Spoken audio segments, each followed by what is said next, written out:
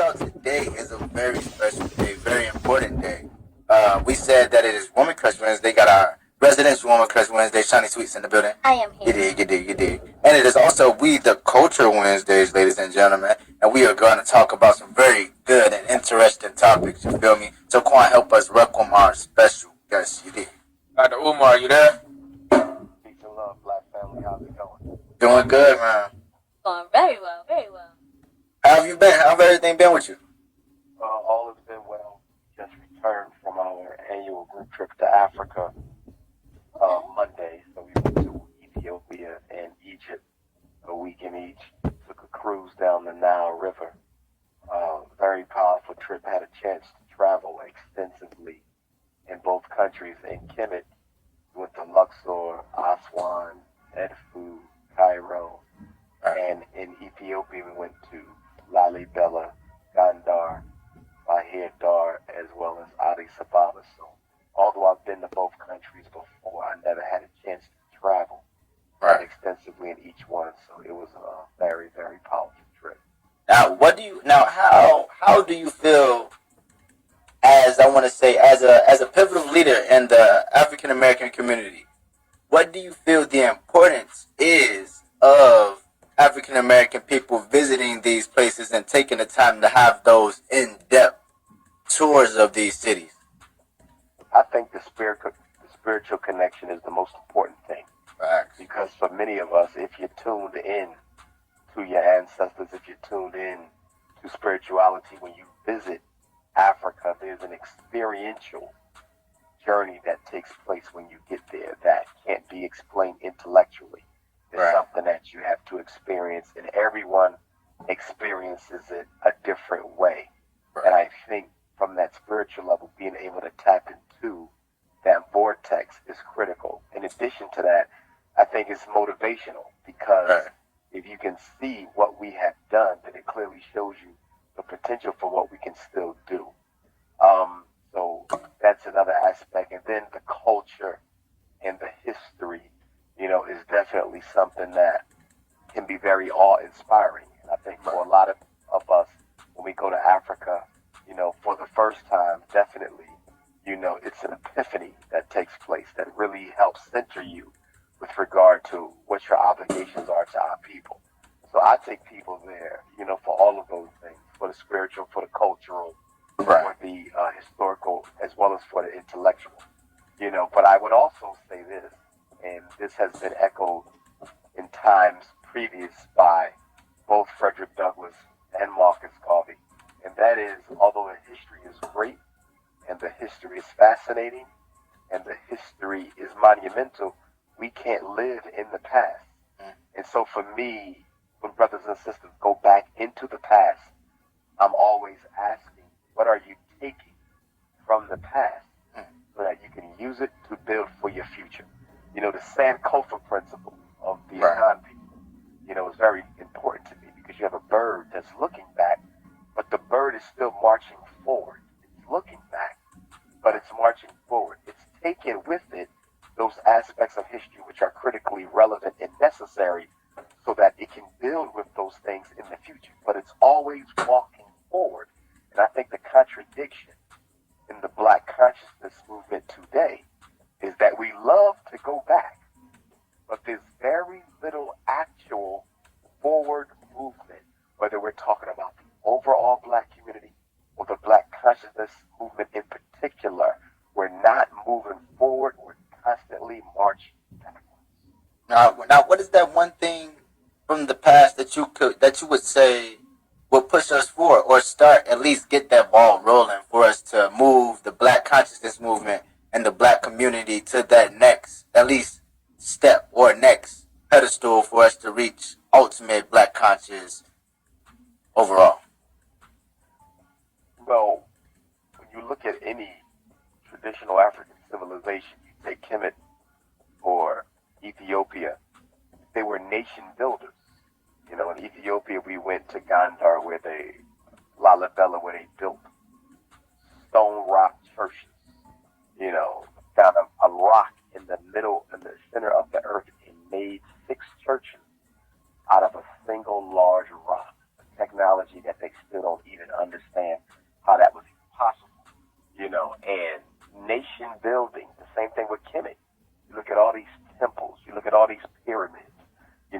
still have not been replicated by anyone. The Japanese tried and they failed to replicate a pyramid the way that our ancestors did it. No mortar between the stones, and yet and still these buildings are still standing 5,000 years later. So for me, the principle is nation building. So when I look at brothers and sisters in the conscious movement, worship or venerate Kemetic history and African history in general, I'm asking, where is your nation building at? Because you're telling me about Ramses, but Ramses was a nation builder. You're naming all these people from our history, but they were nation builders. In Ethiopia, we went to the shrine of Menelik II, who allegedly is a direct descendant of King Solomon and Queen Sheba from the Bible.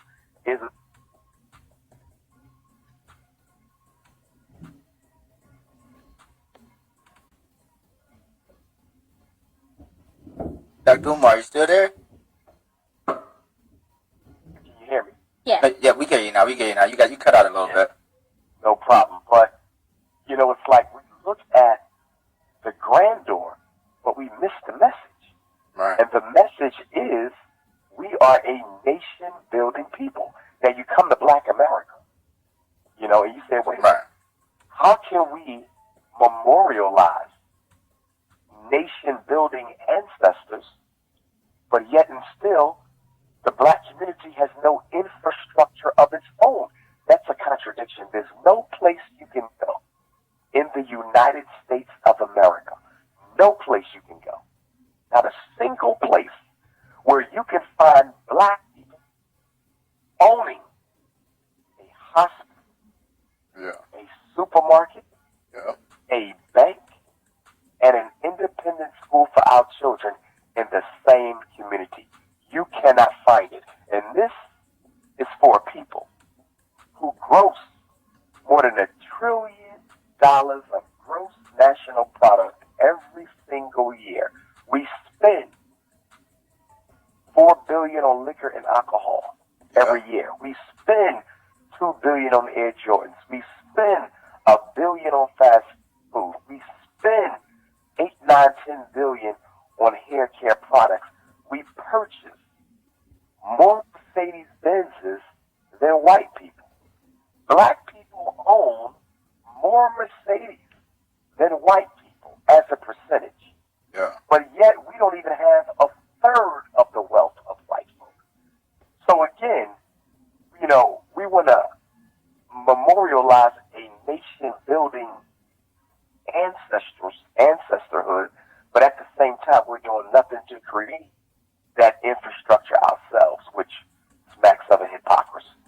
Right, yes. I agree with that wholeheartedly. Like, I believe that starting with like you said, the nation builders, I think that's kind of what, like, if we go back to slavery times, they took from us and we didn't know it initially. Because when you talk about terms of building America, if you take that same key principle of what you just said, of going back to our ancestors being nation builders, even taking the American system of being built off the foundation of slavery, they just took that and manipulated it their own way and built the nation for them that now we don't claim as a people. Right. And Dr. Umar, I want to ask you, do you feel like that it's more so fear of us not knowing? Because as a culture and as a whole and everything that has gone on in our history and in our past, we have been basically, our brains have been washed and we have been taught different things to cover up what we should really know. And by you going over there and actually, going overseas and going back to our motherland and experiencing everything, I know that's a key for all of us to do.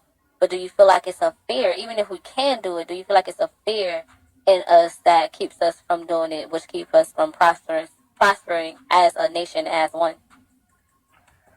Fear is definitely the number one method or strategy that the white power structure uses to control African people.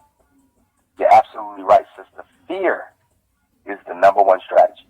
Right. Because even if you have the information, even if you have the ability to do it, the knowledge of it, it means nothing if you don't have the courage That's right.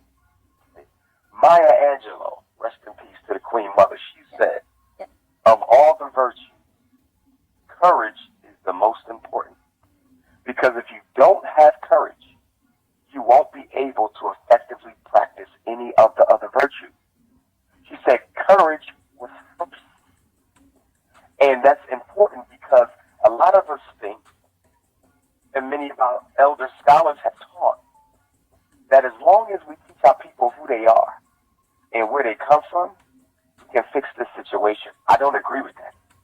Knowing your past is not sufficient to create your future. Right. Knowing your past is not sufficient to create your future. You have to have the courage to create your future. Yeah. You have to know that when you do this, opposition is going to come. Right. One of the most interesting ironies of black consciousness is that none of our great minds, or those who have been considered great, intellectual minds, the scholars, are you aware that almost none of them built anything? Right. You see, they knew everything, but they built nothing. Right. Something has to be said about that. How is it that you can be so in tune with what our ancestors did and who they were and what they lived by? And you can regurgitate Kemet and regurgitate Ghana and regurgitate Timbuktu, regurgitate the Dogon, regurgitate Ethiopia, but you haven't recreated or manifested any aspect of that greatness, although you are a master of the knowledge of our ancient civilizations. Because information does not replace self-hatred. Right. Information is not sufficient to undo Willie Lynch. Right. Knowledge of a reality will not eliminate post-traumatic slavery disease. It's like if you come to me and you're a drug addict. Let's say you're alcoholic. Okay, you come to treatment as an alcoholic. Okay, and I teach you everything there is to know about your disease, alcoholism. I teach you how you became it, Right. how difficult it is to eliminate it, what you got to do to stop it, the side effects. I teach you everything about alcoholism and the treatment.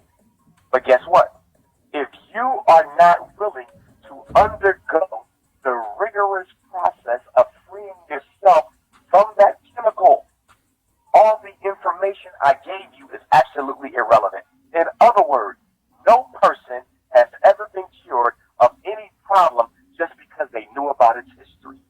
Nobody. And to an extent, I think that we're worshiping history to the point where, although history is necessary, it has also become a barrier. Right. Right now, I would argue that information is as much a problem in the Black Conscious Movement as it is a part of the solution. Because you have brothers and sisters who are content with simply knowing what's going on. They're Right. content with simply knowing where we come from, but there's no motion or activism. There's no activism in the Black Conscious Movement. Right. None. There is no activism. All you got is people teaching and regurgitating information. There isn't no activism. Where are the institutions? Where are the systems? And where are the programs for our people? All I see is black capitalism being disguised as black nationalism. Right. Right. Now, No. go ahead, Okay. Shadi. I feel like you was gonna get to a good question. Yeah. So now in this generation, and I mean, it's been a lot of changes. And as me growing up as a black woman, I'm only 26. That's only. I've realized just even in my home personally, like the generational chain has to be broken, and that's not a history chain. But in order to get back to our history and to actually make moves and become that activist, do the activism and build things as we need, and as well as having the knowledge that we all know and it's all being spreaded, do you feel like that is like one of the key things is to break that generational chain in the households first in order to get out there into the streets and do what we need to do as one? Many people speak about how critically important it is to change the function and the process of the black family, what goes on in the home. But I think people often fail to recognize that the black family is not only a cause of the societal dysfunction, it is a victim of it as well. Mm-hmm. In other words, the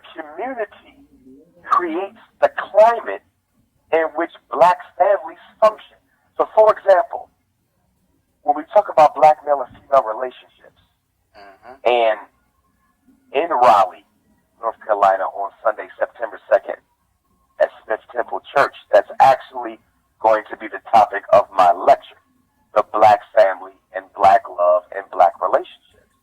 And that was what day? Sunday? That's on Sunday, September 2nd, 4 p.m., Smith Temple Church at 322 Southeast Street in Raleigh, North Carolina. Sunday, September 2nd. All children are free, 17 and under. All elders are free, 65 and older. Everyone in between.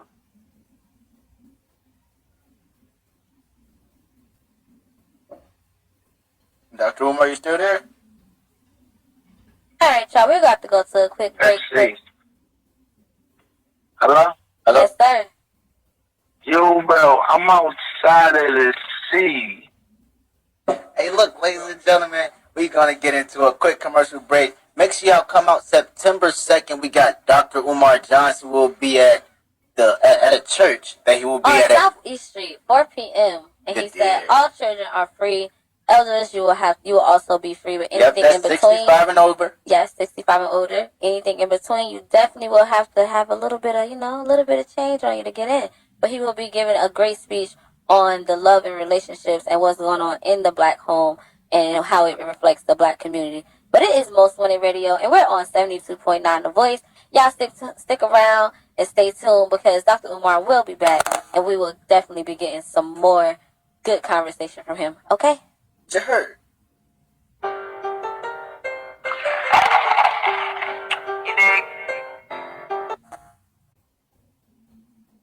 Ladies and gentlemen, you are tuned into the hottest station in the nation. It's your boy Jack Griff. It's your boy Quan Vatan. And it's your girl Shani Sweets. Hey, and look, we told y'all we just took a quick short break. We were in the middle of a great discussion, great conversation, going back to the roots of what we can do as a people to move forward, because we are talking about, we are in the middle of an interview with Dr. Umar Johnson, and he is pretty much stating his case and his claim on what he believes that Black people as the Black consciousness movement as a whole need to do to move forward. And it starts with building. Yep, it starts with the family. It starts with not only paying homage and learning about those that came before us, but taking action, being the activist of this case and situation. Now, Dr. Umar, are you still with us? Yes, sir. Yes, sir. Now, before the break, before we just took the short break, you were telling us about an event you were going to be having on September 2nd. Yes, indeed. In fact, I will be having a double header in the state of North Carolina. So on Friday, August the 31st, the last Friday of the month, I'll be making my debut at Elizabeth City State University. Elizabeth City State University, Friday, August the 31st, inside of the Fine Arts Auditorium. That's a 6 p.m. program on Friday, August the 31st. And all children are free to that, and all elders are free as well. Everyone else can get tickets online or at the door, whichever they prefer. Online tickets can be purchased at drumarjohnson.eventb.com. So that's drumarjohnson.eventbee.com. drumarjohnson.eventb.com. So that's Friday, August the 31st, Elizabeth City State University, 6 p.m. And then 2 days later, Sunday, September 2nd, in Raleigh, North Carolina, we will be at the Smith Temple Church, 322 Southeast Street, EAST, 322 Southeast Street. That's a 4 p.m. program. So Friday in Elizabeth City is a 6 p.m. program. Sunday in Raleigh is a 4 p.m. program at the Smith Temple Church. In the topic in Raleigh, of course, I'm going to deal with everything, but I'm going to focus in on the purpose of Black love and marriage, given the war against Black people. Should we marry for love or should we marry for liberation? In Elizabeth City, because it's my first time ever to Elizabeth City, I have to deal with the psychoacademic Holocaust, the school to prison pipeline, the special education and ADHD hustle against black children. So if anyone needs to reach me, they can definitely email me, Dr. Umar Johnson at yahoo.com. They can also call or text me at 215-989-9858, 215-989-9858. If they're interested in vending, we have vending spots open as well. They can also email Dr. Umar Raleigh NC at gmail.com. All right. So I know everybody heard that. Now, Dr. Umar, since you have been talking about how we need to build things and we need to take action and versus just listening and soaking in information and use that information to actually make a change and get these institutions and these communities that we actually need instead of them being so spread out across the U.S. Like we actually need that one community where you can get everything that's black owned. I know you were building a school that everybody's been talking about, and also it has hit that everybody kind of was giving you a hard problem about LeBron James building his school and trying to. I feel like they were kind of trying to throw you under the bus, but do you want to speak on that a little bit? Because I know for sure that you are still doing things to make things happen as far as institutions for the at risk, the young and at risk, and our community and everything like that. Gotcha, certainly. Well, first I would clarify by saying that it's not everybody. In fact, it's not even most people. It's just the detractors and the haters. Mm-hmm. My donors and my supporters, they Mm-hmm. continue to stand with me. I gain new supporters every single day. So when you hear people criticize the Frederick Douglass Marcus Garvey Academy School project, it's coming from people who haven't donated. It's Right. coming from, persons who have ulterior motives. Many of those who are leaders of that hate campaign are individuals who have not met the type of success that I have met.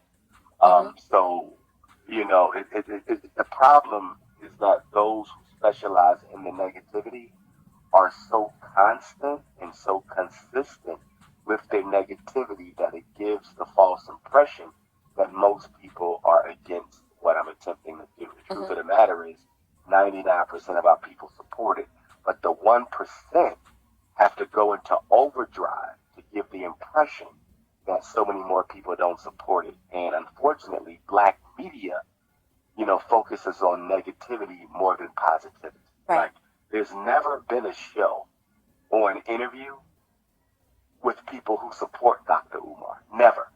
Anytime there's a show or an interview, it's criticism. Right. But there's millions of people who would love to talk about how I've helped them, through the grace of God, save their children. Right. How I've helped them save their marriage. How I've helped them improve their own lives. I get emails, text messages, letters, tweets, and inboxes every single day, dozens of them, from brothers and sisters across the world, who support me and who I have helped, many of whom I've never even met in the flesh. So the narrative that is out there is a very misleading and inaccurate narrative. Don't become the most requested black scholar on the planet, having never been on Oprah, having never been on CNN. I've never been on none of that. But yet and still, I'm requested more by my people, not just here, but I'm global, around the world, than any scholar who you see on CNN or C-SPAN or Oprah's couch.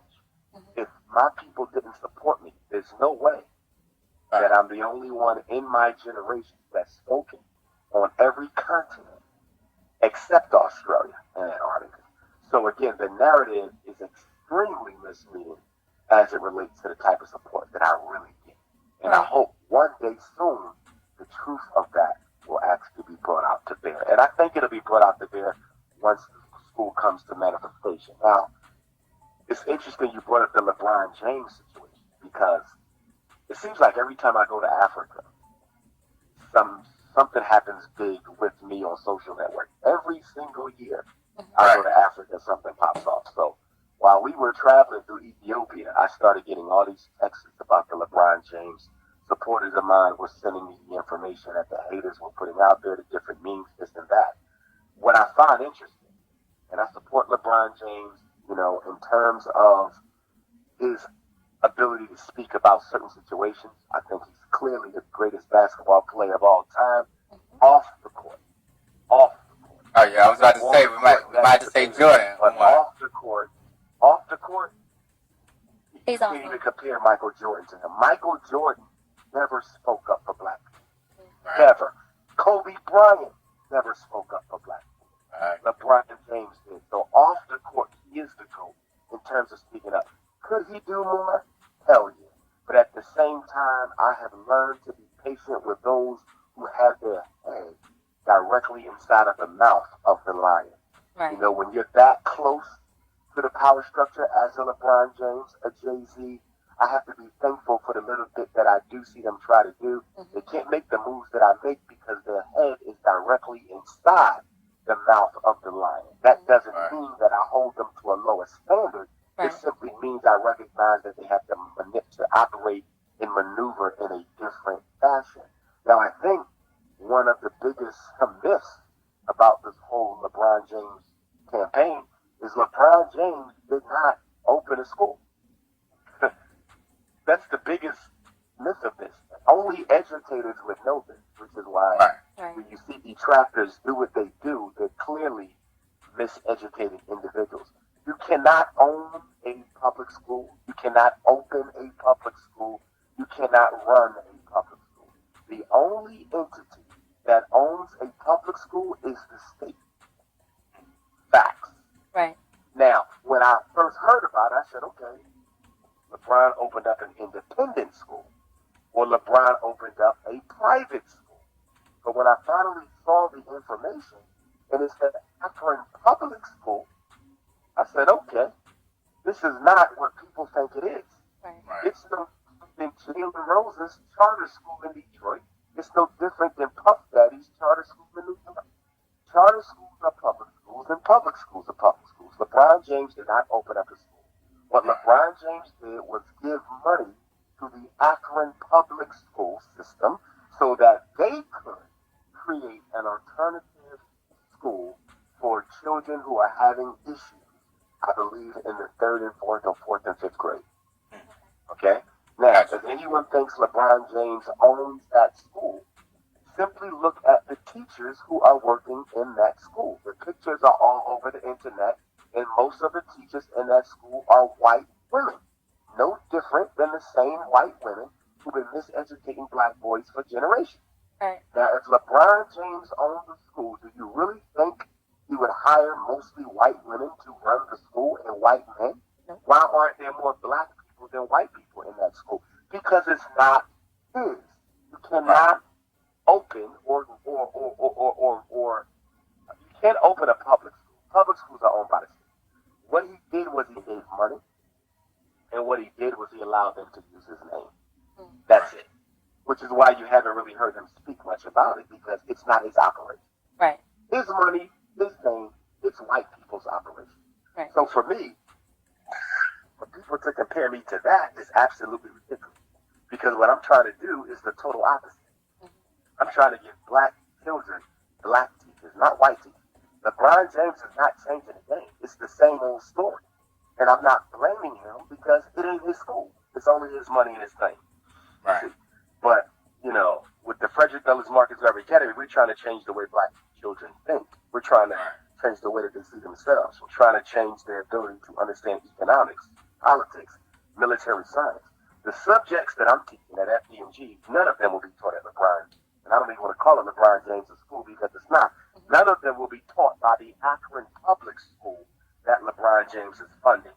None of my subjects will be taught in that school. But again, this is not me versus him because I respect the brother, obviously.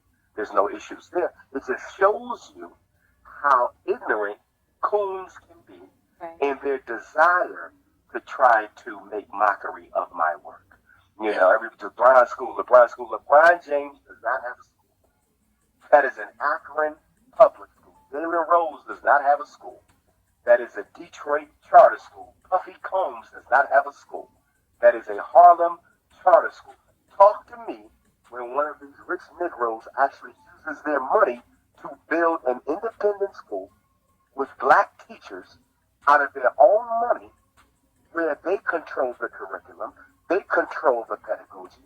They control the instruction. And most of all, they hire the teachers. Right. LeBron James didn't hire a single soul for that school. And if he did hire all those white women, well, guess what? I would have to reassess the respect that I have for him. But it's not his school. It's just his money. Right. Yeah, I just wanted to definitely clear that up because when I read the headlines, I definitely knew that what was being said and the backlash that was coming with it did not add up. And if you are conscious of everything that's going on in our community, then you definitely know that there's more to the story. So I definitely want to get your side on that. Because I know for a fact that you are doing exactly what you said you're going to do as far as your school and the difference between that and LeBron James. So it was very important for me to get that out there for everybody to know that. And the other thing I want to say, for the sake of clarity with the school project, what I found so interesting about the hate campaign, and let's be clear why there is a hate campaign. Let me just give a quick history. The school fundraiser began in the spring of 2014. So we're 15, 16, 17, 18. We're 4 years into raising the fund. The hate campaign did not start when the school campaign began. The hate campaign began a year later in 2015. And there were two major situations that arose that gave birth to the hate. Number one, the hate campaign coincided with a decision that I made to start hosting and sponsoring my own lecture events. Now, I still allow individuals to invite me out to speak, but in 2015, for the first time, I started sponsoring my own lectures. I did that because when other individuals would invite me out, they were being very disrespectful with the way in which they managed the event. And one of the biggest things I had an issue with is that they would make people who paid to come out to see me wait hours and hours and hours before they actually got to hear me. So basically, they had to sit there for 3 or 4 hours, do all of these opening acts, all of these opening speakers, all of these opening performances and announcements, and then they get Dr. Umar Johnson at the end of the night. At the end of the night, not the middle of the night, but the end of the night. And then when I get up on stage, I'm being told that I only have 20, 30, 40 minutes to speak because they ran past time. That is very disrespectful to the audience. That is very disrespectful to me. To bring them out there, make them pay to hear Dr. Umar Johnson, and then the man they came to hear, they barely get to even hear him because you waited all night to bring him on the stage. And then it's disrespectful to me and my message because I traveled to come here, and yet and still, you're going to cut my time when you let all of these irrelevant, erroneous people come up here and spew whatever they wanted to spew to the audience when the audience did not come to hear them. They came to hear me. And that happened so many times. So many times I was frustrated going home. Like I came down there and people paid to come and see me and they didn't even get a chance to really hear me talk. And that frustration led me to cut out the middleman. Start doing my own events. But when I did that, that upset a lot of hustlers in the conscious community because they were no longer able to make $1 off of Dr. Umar. That was one of the major reasons for the hate campaign as it related to Fdmg. The other reason for the hate is because many of those who led the hate campaign had embarked upon GoFundMe and other fundraising platform initiatives of their own. Nearly every one of them tried to raise money on their own. Most of the time, it was for themselves. It wasn't for anything for the community, which is why I didn't understand why they were so upset when I was able to raise nearly $1 million, because you weren't trying to build anything for the community. You was raising money for your study, your research, your travel, your car. It was about you. It wasn't about the people. Fdmg was about the people. And so when they saw how much people were giving to me, the jealousy kicked in, and many of them started trying to sabotage the fundraising. So, for example, right now, we don't even have a GoFundMe. We haven't had a GoFundMe since last year. And that's because Negroes, black folks, not white people, black folks, constantly harassed GoFundMe. They told them I was stealing the money. They told them I wasn't building no school. They told them the whole thing was a fraud, this, that, or whatever. And so GoFundMe suspended me, and they said, we need to see evidence that you still have this money and that you're going to build this school. So guess what I did? I gave them all the evidence that they wanted. I gave them the banking information. I gave them the information to contact the bank.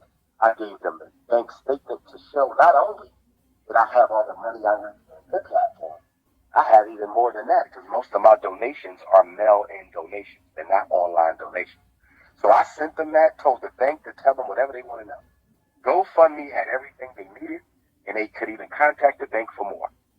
In fact, I specifically asked the bank, have I ever made a single withdrawal in 4 years on that money? I've never made a single withdrawal because we haven't found a school. Any expenses associated with traveling and inspecting schools, I absorb those costs, not the school money. So they reinstated it, the GoFundMe platform, Fdmg, and then they shut it down again. And this time they shut it down for the same reason. They said we keep on getting activated. I said, but legally you cannot stop this unless you have proof that I am mismanaging or embezzling this money. Right, and you gave them all the necessary. Yeah, I could have gotten a lawyer to force them to put the platform back up. But here's my thing. Why am I begging white people to use their platform just so they can exploit my initiative to get paid themselves? See, these platforms make money off you. They collect about 8% of all the money that you raise. You see, so when you look at the amount of money that we raised on GoFundMe, and I forget what the ending balance was on GoFundMe, but it was nearly $500,000. They get 8% of that. Right. So they're making nearly $100,000 just because we're using their platform. Right. We can afford to be giving away $100,000 to white folks when we need that money. So right now, I reverted back to my original platform, which was simply having brothers and sisters mail in checks or money orders. I never wanted to do GoFundMe. The only reason I did it is I got so many complaints from brothers and sisters who said it was too inconvenient to write out a check or a money order and deposit it into the mail. They said, Dr. Umar, you got to catch up with the technological revolution. You need to set it up so people donate online. If you expect them to go to the mailbox to donate, you're not going to make as much money. Well, guess what? They were actually wrong. Right. They were actually wrong because most of my donations were then and still are mail order donations. So never did the online donating come close to the mail-in money in the first place. Right. So at this point, for your listening audience, if any of them want to donate to the Frederick Douglass Marcus Garvey Academy, they can send their check or money order payable to Fdmg Academy, P.O. Box 6872, Philadelphia, 19132. They need to make sure that their name is on it, their address, spelling address, as well as a phone number and an email. That's very important because I keep track of every donation that comes in. I have a ledger of every single person who's donated to the school. And when we finally open the school, I want to pay tribute for those brothers and sisters who cared enough to donate once, but I want to pay a special tribute for those brothers and sisters who have donated constantly and consistently over these past 4 years. So I want to make sure they get their just due. You know, so the campaign is still pushing on. I made my first withdrawal last week. After 4 years, I made my first withdrawal after last week. What? Yeah. That is not going to be a withdrawal because I'm putting the money back into the account because I didn't actually need to use it. So I had to withdraw $15,000 last week as a partial down payment in order to bid in an auction for one of the schools that I'm looking at right now. But my attorney did me in time, so I didn't actually send the money order in. It's actually a cashier's check from the bank. So the bank told me, if you don't send this in, just bring it back and we'll redeposit it. So I made the first withdrawal from the account, which is actually going to be voided out because I didn't actually send the check to the auction company.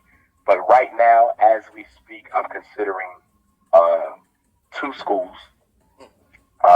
Actually 4. There's 4. 2 of them are in Michigan, and 2 of them are in Pennsylvania. 2 of them are in the state both of good Michigan. locations, too. Very, very And good. 2 of them are in the state of Pennsylvania, so that's where we are now. But I've conditioned myself not to overreact to these opportunities because, to be honest with you, brothers and sisters, I have had the opportunity to get 5 or 6 schools. We should have been had a school. The problem is sabotage. Once they find out that I'm the person buying it, they withdraw their offers. So in Detroit, I should have had 4 or 5 schools in Detroit by now. But the problem is most of the schools that I was interested in Detroit were owned by the Catholic Church. And once the Archdiocese found out it was me that was interested in purchasing the school, they decided not to sell to me. The same thing happened in Mount Vernon, New York, Catholic school there. It happened in Detroit, Catholic schools there. It happened in Trenton, New Jersey, Catholic school there. It happened in Philadelphia, Catholic school here. I could probably name about 5, 6, 7, 8 schools, probably almost a dozen that we had the money for, we could have afforded. And in the 11th hour of the negotiations, they withdrew once they found out who I really was. That's the only reason why we don't have a school right now. Right. And honestly, though, I even like the fact of that you even are staying consistent with it, because like I was talking to Shani like before the interview. I even said like when we talked about the whole like LeBron James situation before, I told her like personally, I feel like we are just falling victim to a celebrity culture. Whereas we see it with our president is a celebrity at this current time. We even got a mayor came from the WWF who just recently became a mayor as well, and like Arnold Schwarzenegger being a mayor senator as well. Like we are living in a culture where celebrities are praised, and always if we notice that with society on both ends, at one point in time the other side were the celebrity side, but now the black side are the celebrities in that aspect. So now it's creating a divide with the black activists and the celebrities, because the black activists are in a sense looked at as anti-celebrities because they're not conforming to what everybody wants to do in a sense.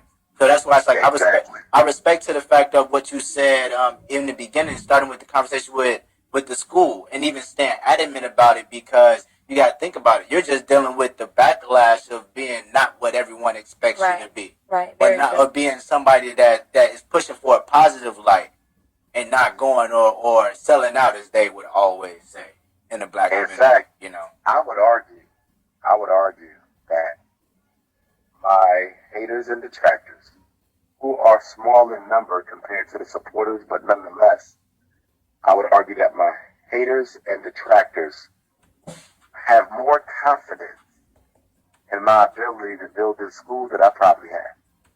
This hate, I want to be very clear.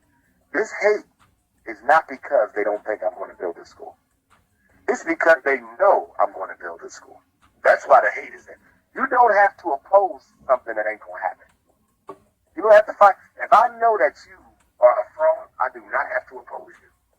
The people will see over time that you stole that money, you spent that money, the whole thing was a fraud. You don't have to oppose it. right? Just let it play out. They're opposing it because they want to stop, reduce, thwart the support that I'm getting. They want to stop it from coming into manifestation. This is about stopping the school. This is not about exposing someone who's not sincere. You don't have to expose someone who's not sincere. The people will see. Right. But they want to stop it. That's why they call it GoFundMe. That's why they call the IRS. That's why they contacted some of the schools I was trying to purchase. When I was trying to purchase St. Paul's in Virginia, which was the original project, Right. they contacted St. Paul's and sabotaged that. This is all black people, by the way. Right. Many of them who call themselves conscious. Pure jealousy and envy. And again, they have faith that this is going to happen. That's the only reason why they're against it around the clock nonstop. And I understand that with positivity, negativity. So it would be ridiculous for me to say, I wish they were not doing this. Because wherever there's positivity, there's negativity, because the opposite must always manifest. The universe is based on the balance of opposites. Male, female, light, dark, positive, negative. So whatever you're trying to do in your that's positive, the opposite must also accompany. There's a shadow for every energy. You both have that shadow. It's there to challenge. However, with that being said, I think it is very distasteful for black people who claim that they care about black folks with the miseducation machine against black children that we currently have. When you look at the statistics for black males, you look at the graduation rates, you look at the special ed rates, you look at the psychiatric medication rates, you look at the out-of-school suspension and expulsion rates, there's no way in hell anyone who cares about black people would oppose an idea to give our children a different academic reality. When you know so many black boys are becoming drug addicts and drug dealers and prison inmates and being murdered out here on these streets out of an economic and psychological desperation that had its origin in the miseducation system, there's no way you can claim to care about us and oppose the only person in the country who's trying to create that particular type of an academic system. That is nothing but treason. Nothing but treason. You know, and that's what bothers me about these detractors, because you're not just opposing a lecture or opposing, you know, what I stand for, what I believe in. You're trying to disrupt something that our children obviously need, that you yourself are not the least bit interested in helping us build. Yes, I completely agree with that. We would like to thank you so much for coming through and even speaking and clearing out all of the false allegations and even the false ideals that people have behind the current situation. Because you know you got the support of most on the radio and 72.9 The Voice on this side, because we know it's a good mission, good sound coming from everything. And we appreciate you coming through, brother, and dropping some knowledge on us. But what we believe as a black community and as a people we need to do to move forward. Now tell them one more time where they can find you on August the 31st and September 2nd. Yes, indeed. Dr. Umar Johnson, the Prince of Pan-Africanism, is coming to Elizabeth State University for the very first time to educate parents and community leaders and activists and the community as a whole on the psychoacademic Holocaust against black boys. We're going to deal with the miseducation. We're going to deal with the special education. We're going to deal with the psychiatric medication. We're going to deal with the alternative education, the frustration, the extermination. I want to teach parents about the learning disability, autism, how to prevent your children from being vaccinated, what you can do when your child is misdiagnosed, what your parental rights are.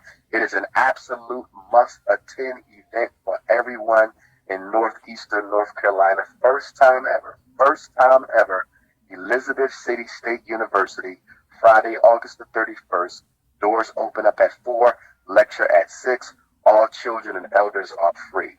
And then 2 days later, Sunday, September 2nd, we are in Raleigh, back in Raleigh for the first time in 3 years. And we will be at the Smith Temple Church, 322 Southeast Street. Okay, and that is a 4 p.m. program with the doors opening up at 2 p.m. There is space for vendors if anyone is interested. We also want folks to know that if they need the flyer or if they need the ticket link, they can text me directly at 215-989-9858, 215-989-9858, or Dr. Umar Johnson at yahoo.com. But also Sister Jaquay, who is my host and assistant for both of these lectures. They can reach out to her. She's the local contact, and she can be reached at 252-493-6473. Again, 252-493-6473, or Dr. Umar Raleigh NC. Dr. Umar Raleigh NC at gmail.com. I'll be coming through with the unapologetically African attire. And of course, I will have the most important book for black parents in America, and that is Psychoacademic Holocaust, Special Education, and ADHD Wars Against Black Boys. Let me also say to your listening audience that I will be taking 2 trips to Africa in 2019. I usually only do 1 trip, and that's the last week of July, first week in August, as we just returned from. But in 2019, because it represents our quadricentennial of slavery in America, 1619 was when our ancestors were brought to America enslaved. Of course, we were here before that. But for those of us who are the descendants of enslaved Africans, which I most certainly am, our ancestors were brought here in bondage beginning in 1619 from the British. And 2019, next year, represents 400 years of the black struggle against European imperialism. And so the country of Ghana and many of the countries in West Africa, including Liberia, where I'll be speaking later on in the year, they are having celebrations to commemorate the struggle and the resistance of black folks for 400 years during slavery and the oppression that follows slavery and continues up until this day. So it's going to be a very big deal in West Africa to recognize all their brothers and sisters from the West who are the descendants, the great, great, great, great, great grandchildren of Africans who were snatched away and sold. So if anyone wants to go to experience that type of a celebration and commemoration of our ancestors' struggle against white supremacy, the information to go with me to West Africa will be coming out on September 1st. So we only got a couple of days. Brothers and sisters can reach out to me. One trip will be to Ghana, and I think the other trip will be to Senegal. But again, I should have all that information by September the 1st.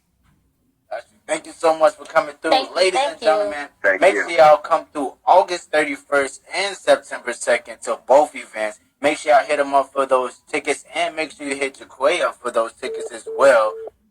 Ladies and gentlemen, hey, but look, Dr. Umar has came through. He was rocking with us strong throughout the show. We still have another great interview coming up next, ladies and gentlemen. Yes, yes. So keep in mind you are tuned into the hottest station in the nation. It's Most Wanted Radio.